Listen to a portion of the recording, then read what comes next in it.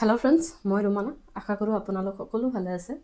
আজি মই আলোচনা কৰিম 2024 বৰ্ষৰ জানুৱাৰীত হৈ যোৱা CTETৰ LP পেপাৰখনৰ অৰ্থাৎ পেপাৰ 1ৰ ল্যাঙ্গুৱেজ 1 হিচাপে থকা অসমীয়া পেডাগজিৰ 15টা কোৱেশ্চন। 106 নম্বৰ কোৱেশ্চনটো কি আছে? তলত বাক্যটোৰ ক্ষেত্ৰত নিম্নোক্ত কোনটো শুদ্ধ নহয়? তলত এটা বাক্য দিছে, ইয়াত খালি ঠাই দিছে। এই খালি ঠাইত কোনটো অপচন ইয়াৰ পৰা বহালে শুদ্ধ নহব বুলি কৈছে?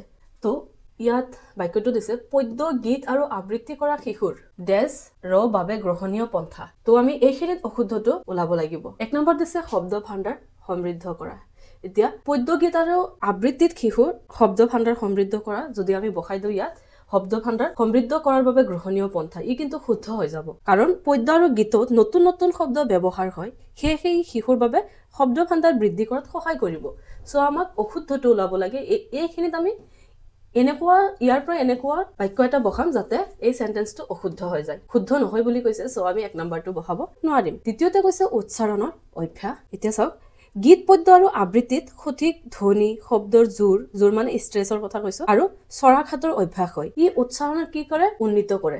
তো আমি যদি এইখিনিত বহাই দিও পদ্য গীত আৰু আবৃত্তি কৰা শিশুৰ উচ্চাৰণৰ অভ্যাসৰ বাবে গ্ৰহণীয় পন্থা, ই শুদ্ধ হৈ যাব। আমাক শুদ্ধটো নালাগে, সো উচ্চাৰণৰ অভ্যাসো নহব। 3 নম্বৰত কৈছে শব্দ আৰু বাক্যৰ গাঁথনি মনত ৰখা। চাওক, ইটোৱে কাৰেক্ট এনসাৰ হ'ব কাৰণ ইটোৱে ভুল হৈ আছে। আমি যদি ইয়াত বহাই দিও পদ্য গীত আৰু আবৃত্তি কৰা শিশুৰ শব্দ আৰু বাক্যৰ গাঁথনি মনত ৰখাৰ বাবে গ্ৰহণীয় পন্থা। চাওক, মনত ৰখাটো কি হৈ আছে ইয়াত? পদ্য গীত আৰু আবৃত্তিত মুখ্য উদ্দেশ্য মনত ৰখা নহয়। ৰুট মেমৰাইজেশ্যনটো শুদ্ধ হ'ব নোৱাৰে কেতিয়াও, কাৰণ ভাষা শিক্ষাত এইবোৰ কি হয়? স্বাভাৱিক শ্ৰৱণ হয়। সো উচ্চাৰণ আৰু অনুভূতি বিকাশৰ বাবে ব্যৱহাৰ কৰা হয়। বাক্যৰ গাঁথনি মনত ৰখা ব্যাকৰণ কেন্দ্ৰিক হৈ যাব, ই যান্ত্ৰিক পদ্ধতিৰ সৈতে জড়িত হৈ যাব। সো এই অপশনটো ইয়াত লগালে এই বাক্যটো ভুল হৈ যাব আৰু আমাক ওলাব দিছে এই ভুলটো। সো ইটোৱে হ'ব শুদ্ধ আনসাৰ। অপশন 3 টোৱে কাৰেক্ট হ'ব। 4 নম্বৰটো নহ'ব। 4 নম্বৰটো শুদ্ধ হৈ আছে বাক্যৰ অভিব্যক্তি আৰু লয় উন্নত কৰা। এতিয়া আবৃত্তি আৰু গীতত লয় ছন্দ আৰু ভাৱ প্ৰকাশ খুবেই গুৰুত্বপূৰ্ণ। ই শিশুৰ অভিব্যক্তি ক্ষমতা উন্নত কৰিব। সো শুদ্ধ হৈ আছে, আমি কাটি দিম কাৰণ আমাক শুদ্ধটো নালাগে, অশুদ্ধটোহে লাগে। সো ইয়াত অশুদ্ধ অপশন 3 হৈ আছে। সো 3 নম্বৰ অপশনটোৱে ইয়াত কাৰেক্ট হ'ব। ঠিক আছে, নেক্সট কোৱেশ্চন চাওক। সো অসমীয়া পেডাগজিৰ আন এটি মেৰাথন আমি কনসেপ্ট প্লাস প্ৰিভিয়াস ইয়াৰৰ যি কোৱেশ্চন এনেকুৱাকে আপোনালোকক ধুনীয়াকে মেৰাথনটোত আলোচনা কৰা হৈছে। কিন্তু এই মেৰাথনটো আপোনালোকে আমাৰ যি মোবাইল এপ আছে আসাম টেট একাডেমি, এই মোবাইল এপত লাভ কৰিব। মই ইউটিউবত মেৰাথনটো দিয়া নাই, আপোনালোকে মোবাইল এপটো ডাউনলোড কৰি তাৰ পৰা মেৰাথনটো চাব পাৰিব। 107 নম্বৰ কোৱেশ্চন কি দিছে? তলৰ কোনটো প্ৰাথমিক স্তৰত গ্ৰন্থাগাৰ ব্যৱহাৰৰ ক্ষেত্ৰত শুদ্ধ নহয়? আকৌ নহয় বুলি দিছে। প্ৰাথমিক স্তৰত কোনটো গ্ৰন্থাগাৰ ব্যৱহাৰৰ ক্ষেত্ৰত শুদ্ধ নহব? গ্ৰন্থাগাৰত মাত্ৰ গ্ৰন্থ থোৱা ঠাই হিচাপে গণ্য কৰিব নালাগে, বৰং চাব ইয়াতো কিন্তু অশুদ্ধটোৱে ওলাব লাগে। গ্ৰন্থাগাৰক মাত্ৰ গ্ৰন্থ থোৱাৰ মানে কিতাপ পত্ৰবোৰ থোৱাৰ ঠায়ে হ'ব নালাগে, বৰং শিক্ষাৰ্থীৰ শিশু সাহিত্যৰ বিভিন্ন শাখাৰ সৈতে চিনাক্ত কৰি দিব লাগে। হয়, শুদ্ধ হৈ আছে, কিন্তু কেৱল গ্ৰন্থ থোৱাৰ বা কিতাপ পত্ৰবোৰ থোৱাৰ ঠায়ে হ'ব নালাগে লাইব্ৰেৰীবোৰ। ই শিশু সাহিত্যৰ বিভিন্ন শাখাৰ সৈতে ছাত্ৰ ছাত্ৰীসকলক চিনাকি কৰি দিব পাৰি। ই শুদ্ধ হৈ আছে, আমাক অশুদ্ধটোহে ওলাব লাগে, লগে লগে আমি কাটি দিম। 2 নম্বৰত কৈছে কিতাপৰ সৈতে ব্যস্ত ৰাখিব পৰা সক্ৰিয় বাতাবৰণ হিচাপে ভাবিব পাৰি। কিতাপৰ সৈতে লাইব্ৰেৰীত কি কৰা হয়? ছাত্ৰ ছাত্ৰীসকলক কিতাপৰ সৈতে ব্যস্ত ৰাখিব পৰাকৈ সক্ৰিয় পৰিৱেশ এখনৰ সৃষ্টি কৰা হয়, যাতে ছাত্ৰ ছাত্ৰী সকলে গ্ৰন্থাগাৰত গৈ বিভিন্ন কিতাপৰ সৈতে তেওঁলোকে সক্ৰিয়ভাৱে অংশগ্ৰহণ কৰিব পাৰে। সো ইও কিন্তু শুদ্ধ হৈ আছে, আমি লগে লগে কাটি দিম কাৰণ আমাক শুদ্ধটো নালাগে। 3 নম্বৰত কৈছে শিক্ষক আৰু অন্যান্য জ্যেষ্ঠসকল গ্ৰন্থাগাৰৰ পঠন অভ্যাসৰ আদৰ্শ হ'ব লাগে। হয়, ছাত্ৰ ছাত্ৰীসকলে সদায় কি কৰে? শিশুৱে মূলতঃ অনুকৰণৰ জৰিয়তে শিকে তেতিয়া শিক্ষক আৰু জ্যেষ্ঠসকল যি আছে তেওঁলোকক অনুকৰণ কৰি যাতে গ্ৰন্থাগাৰৰ পঠনৰ যি অভ্যাস, তাৰ অভ্যাসৰ আদৰ্শ হ'ব পাৰে, তাৰ যত্ন কৰিব লাগে। পঠনক গুৰুত্বপূৰ্ণ বুলি ভাবিব, নিজেও কিতাপ পঢ়িবলৈ কি হ'ব?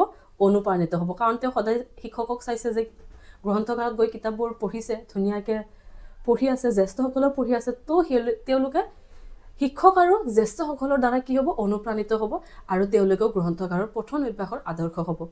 সো ইও শুদ্ধ হৈ আছে, আমি লগে লগে কাটি দিম কাৰণ আমাক শুদ্ধটো নালাগে। 4 নম্বৰত কৈছে পাঠ্যপুথিৰ সৰব পঠন গ্ৰন্থাগাৰতে ভাল কৰিব পাৰি।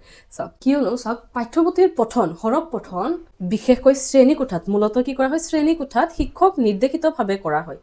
গ্ৰন্থাগাৰ হৈছে কি? সহায়ক শিকন স্থান, পাঠ্যপুথিৰ বিকল্প স্থান নহয়।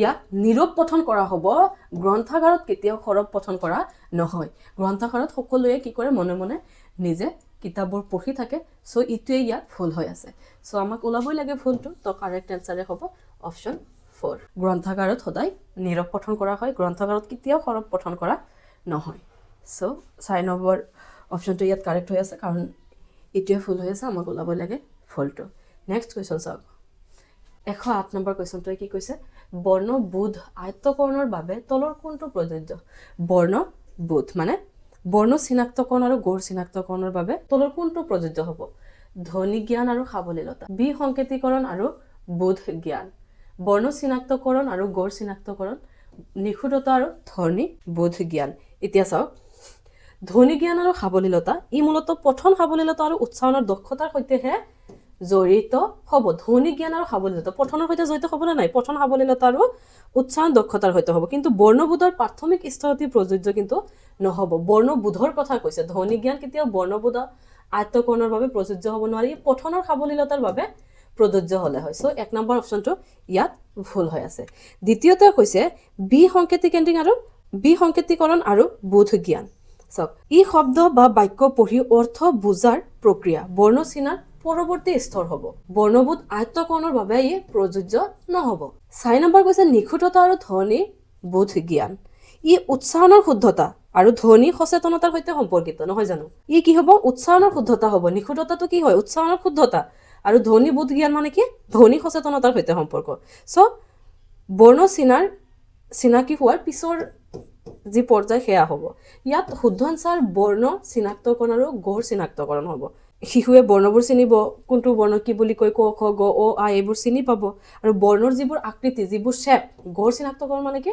যিবোৰ শেপ কৰ গড় কেনেকুৱা আকৃতি কেনেকুৱা খৰ আকৃতি কেনেকুৱা এইবোৰ ইয়াত চিনি পাব বৰ্ণবোধ আয়ত্তকৰণ মানে বৰ্ণৰ বিষয়ে জ্ঞান লাভ কৰা বৰ্ণৰ বিষয়ে জ্ঞান মানে বৰ্ণটোৰ চিনাকি হ'ব বৰ্ণটোৰ লগত বৰ্ণটোৰ আকাৰ আকৃতি অৰ্থাৎ গড়ৰ সৈতে চিনাকি হ'ব তো 108ৰ শুদ্ধ আনসাৰ ইয়াত অপচন 3 হৈ আছে 109 নম্বৰ কোৱেশ্চনটো চাওক কি আছে তো আজি লাষ্ট কোৱেশ্চনটো চাওক অৰ্থাৎ 120 নম্বৰ কোৱেশ্চন কি দিছে তলৰ কোনটো নীতি প্ৰাথমিক স্তৰৰ পাঠ্যপুথি প্ৰস্তুতকৰণৰ নীতি নহয় আমি টেক্সট বুক পঢ়িছিলো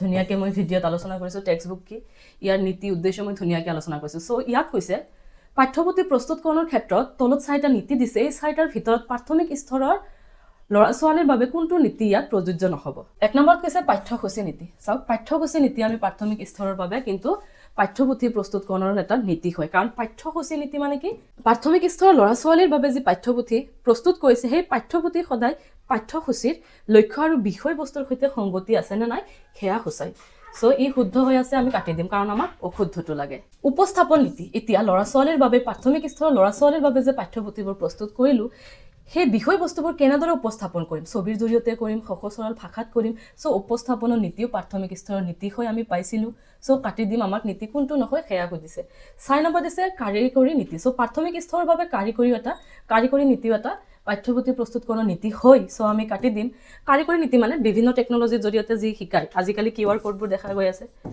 হিহৰ মডাৰ্ন যিবোৰ বুকছ আছে সেইবোৰত কিউআৰ কোড দিছে কিউআৰ কোডত কি কৰিব পাৰি তাৰ জৰিয়তে শিশুসকল এই পাঠটিৰ বৰ্ণনা কুৱেশ্যন আনসাৰ সকলো বস্তুবোৰ পায় ছবিৰ সহায়েৰে বৰ্ণনা কৰা হয় ডিজিটেল যি সামগ্ৰী সেয়া থাকে আজিকালি সো কাৰিকৰী নীতি প্ৰাথমিক স্তৰৰ যি পাঠ্যপুথি সেই প্ৰস্তুতকৰণৰ ক্ষেত্ৰত প্ৰযোজ্য হয় ইয়াত ভুল কোনটো হৈ আছে অপৰিৱৰ্তনীয় নীতি সো ইটোৱে শুদ্ধ হ'ব অপৰিৱৰ্তনীয় নীতি মানে ছাত্ৰ ছাত্ৰীসকলক কেৱল কনক্ৰিট যিবোৰ মেটেৰিয়েলছ আছে সেইবোৰৰ জৰিয়তে শিকোৱা এতিয়া কেৱল কনক্ৰিট বস্তুতে সীমাবদ্ধ থাকিলে হ'ব জানো শিশুসকলক আমি অভিনয় কথোপকথন বা কল্পনা সংগীত গল্প এইবোৰৰ জৰিয়তেও আমিতো শিকাব পাৰিম সিহঁতক কেৱল চাই চিতি বস্তুবোৰ শিকালে আমি হ'ব জানো আমি গল্প আলোচনা অভিনয় চৰিত্ৰায়ন এইবোৰৰ জৰিয়তে আমি শিকাব পাৰি যি শিশুৰ কল্পনা শক্তি আৰু সৃজনশীলতাত বিকাশ কৰে সো আমি যদি পাঠ্যপুথি প্ৰাথমিক স্তৰৰ বাবে পাঠ্যপুথি প্ৰস্তুতকৰণৰ ক্ষেত্ৰত অপৰিৱৰ্তনীয় নীতি মৌলিক নীতি হিচাপে ধৰো তেন্তে কিন্তু ইয়াত ভুল হ'ব আমি মৌলিক হিচাপে ধৰিব নোৱাৰিম